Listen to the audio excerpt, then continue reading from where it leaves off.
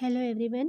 Today in this video we will proceed our history chapter The Changing World of Visual Arts with a new topic, and topic is the new popular Indian art means नई भारतीय लोक कला। आज की इस video में हम study करेंगे।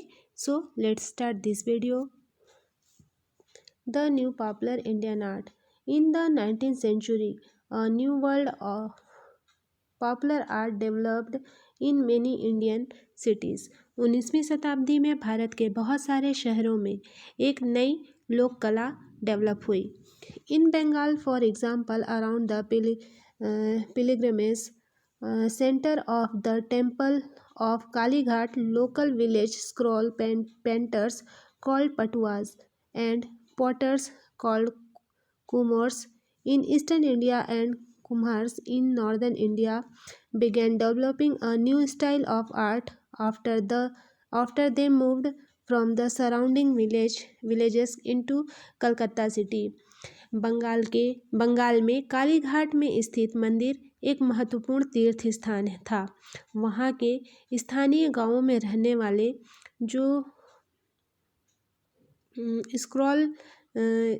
स्क्रॉल पेंटर्स थे, जिन्हें खर्रा चित्रकार कहा जाता है।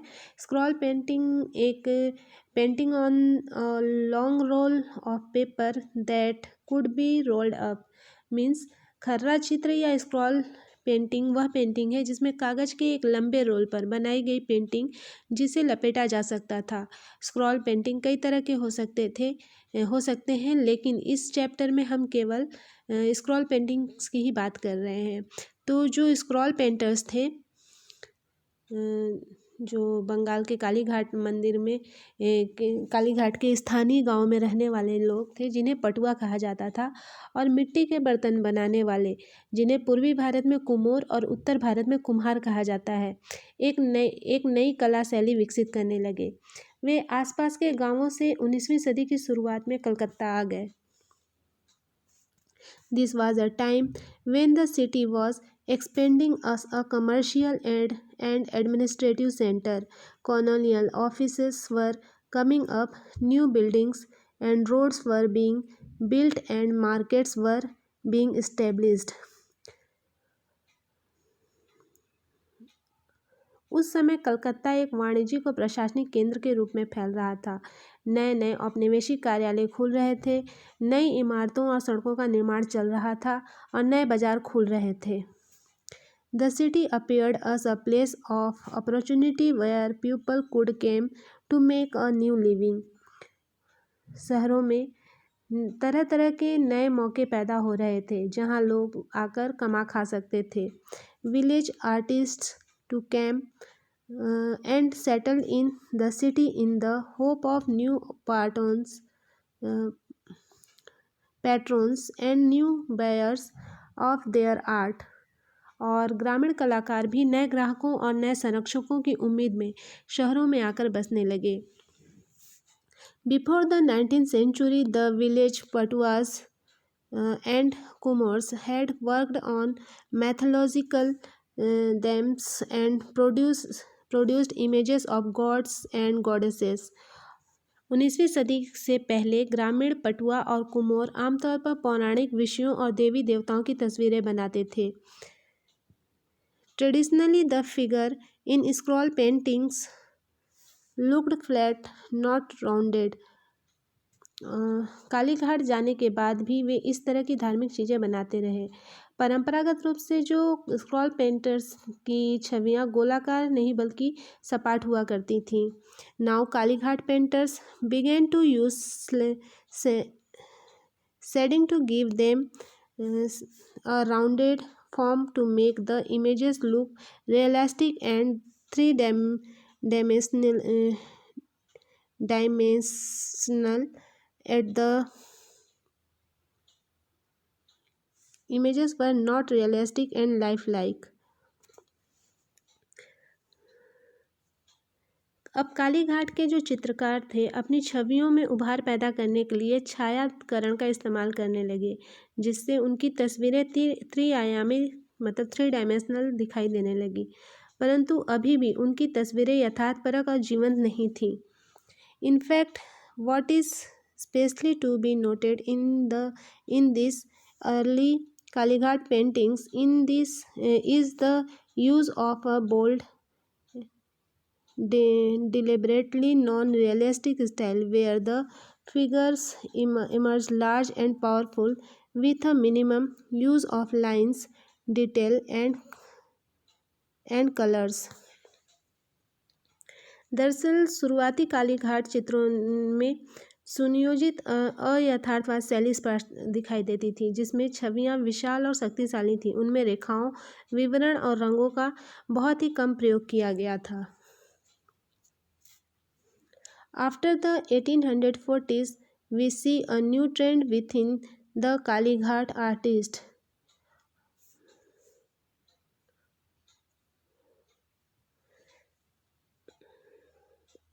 1840 के दशक के बाद कालीघाट के कलाकारों में हम एक नया रुझान देखते हैं। Living in a society where values, tastes, social norms and customs were undergoing rapid changes. Kalighat artists responded to the world around and produced paintings on social and political themes. जहाँ मतलब 1840 के दशक के बाद कालीघाट के जो कलाकार थे उनमें एक नया रुझान देखने को मिल रहा था, जहाँ मूल्य, मान्यताएं, रुचियां, सामाजिक कायदे कानून और रीति रिवाज इतनी तेज़ी से बदल रहे थे।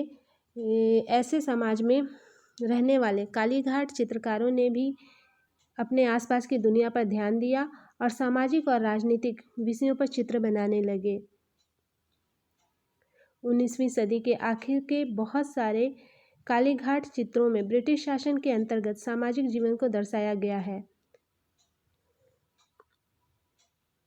Artist often mocked at the changes they saw around, ridiculing the new tastes of Indians who spoke in English and adopted Western habits, dressed like sahib, smoke cigarettes or sat on chairs.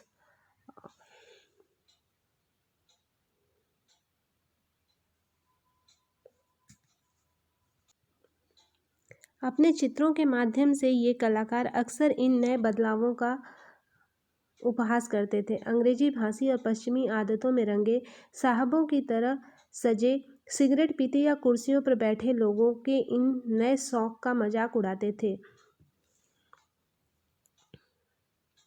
They made fun of the westernised babu, criticised the corrupt priests and warned against women moving out of their homes.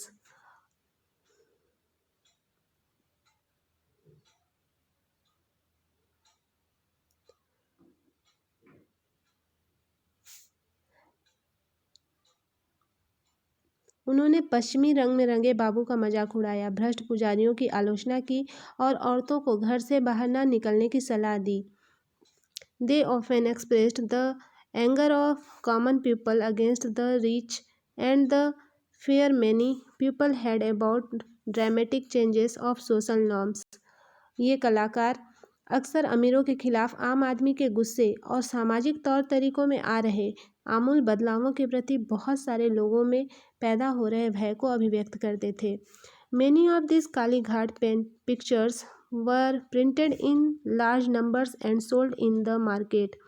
Kalighat तस्वीरों में से बहुत सारी बड़ी संख्या में छपकर बाजारों में भी बेची गई। Initially the images were engraved in wooden blocks. शुरुआत में ये तस्वीरें लकड़ी के तख्तों पर खुदाई करके बनाई जाती थी। Then the curved block was inked, pressed against paper, and then the woodcut prints that were produced were colored by hand. In this way, many copies could be produced from the same block.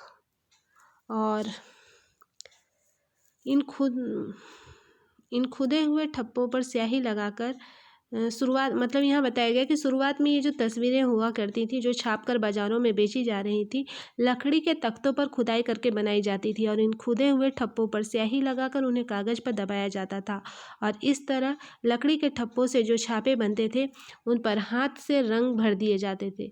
इस तरह एक ही ठप्पे से बहुत सारी तस्वीरें बनाई जा सकती थी। By the late 19th century, mechanical printing presses were set up in different parts of India, which allowed prints to be produced in even large numbers. These prints could therefore be sold cheap in the market and more people could buy them. और 19वीं सदी के आखिर तक भारत के विभिन्न भागों में प्रिंटिंग प्रेस लगाई जाने लगी थी जिनमें और भी ज़्यादा संख्या में चित्र छापे जा सकते थे। इन तस्वीरों को बाजार में बहुत कम कीमत पर बेचा जाता था, यहाँ तक कि गरीब लोग भी उन्हें खरीद सकते थे।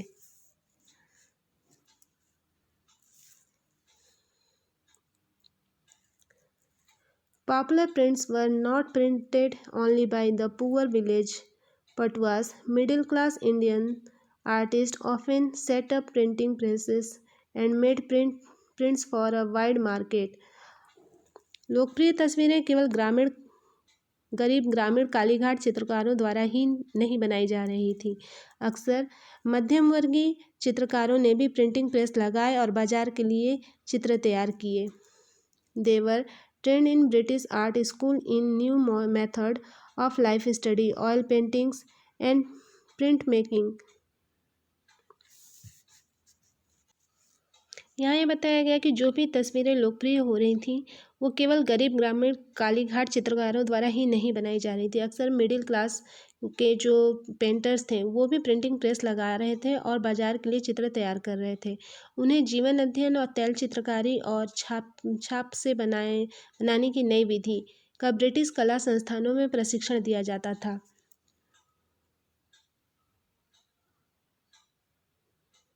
One of the most successful of these presses that were set up in late 19th century Calcutta was the Calcutta art studio. और कलकत्ता आर्ट स्टूडियो 19वीं सदी के आखिर में कलकत्ता में स्थापित की गई सबसे सफल प्रिंटिंग प्रेस में से एक थी।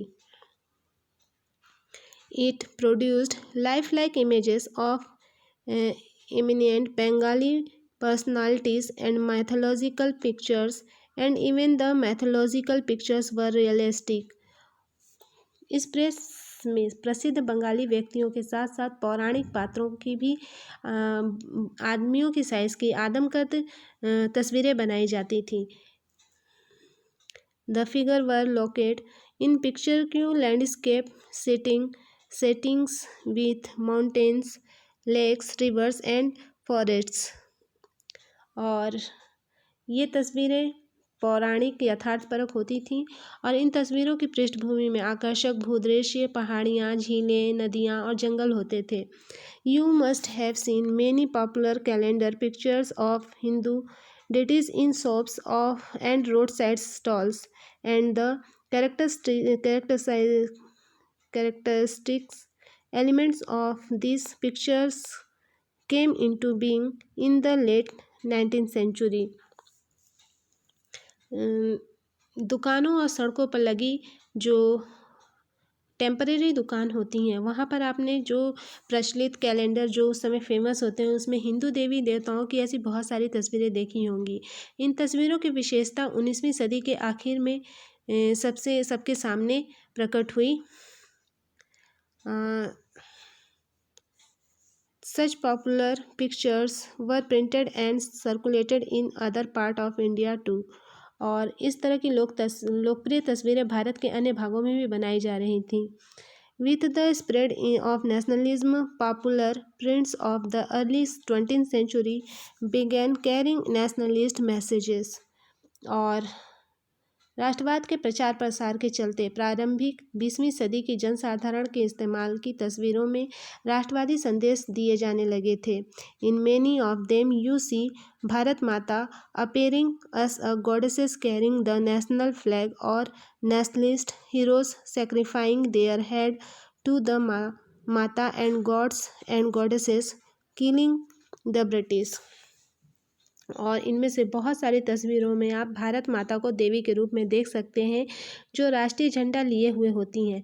कई तस्वीरों में राष्ट्रीय जो हीरोज़ हैं, नेशनल हीरोज़ जो हैं, वो अपना शीश माता के चरणों में चढ़ा रहे होते हैं, जबकि कुछ तस्वीरों में देवी देवता अंग्रेज़ों का कत्लेआम कर रहे होते हैं। So today in this video viewers, we study topic about the new popular Indian art of chapter the changing world of visual arts. I hope that you have understood well what was taught in today's video. Next topic of this chapter we will study in our next video. Thank you for watching.